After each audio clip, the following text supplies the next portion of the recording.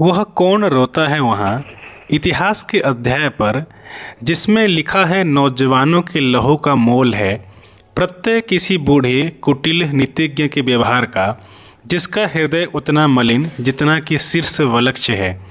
जो आप तो लड़ता नहीं कटवा किशोरों को, मगर आश्वस्त होकर सोचता सोनित वहाँ, लेकिन गई बच लाज सारे देश की।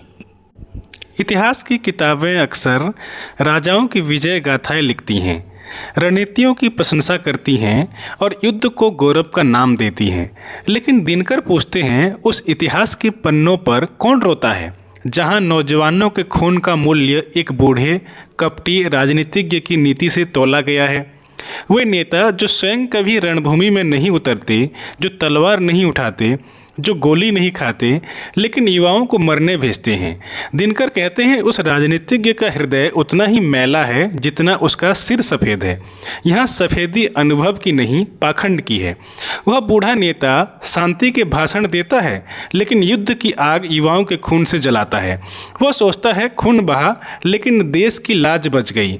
दिनकर व्यंग करते हैं, क्या सच में लाज बची है? क्या वह देश सम्मानित है जिसकी मिट्टी अपने बच्चों के लहू से गीली है? क्या वह राष्ट्र महान है जो अपने भविष्य को कब्रों में दफना देता है और फिर उसे बलिदान कहता है? दिनकर यहाँ युद्ध के विरुद्ध नहीं बल्कि युद्ध से खेलने वाली राजनीति के विरुद्ध खड़े हैं।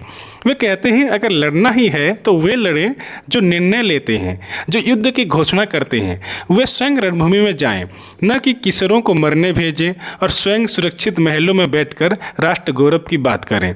यह कविता सिर्फ कुरुक्षेत्र की नहीं है, यह हर युग की है। आज भी जब कहीं युद्ध होता है तो मरते हैं गरीबों के बेटे, किसानों के बच्चे और आम नागरिकों के सपने, और जीत का श्रेय ले जाते हैं वे लोग जो युद्ध से सबसे दूर होते हैं। दिनकर का प्रश्न आज भी गूंजता है, वह कौन रोता है इतिहास के उन पन्नों पर? उत्तर यही है, रोती है मानवता।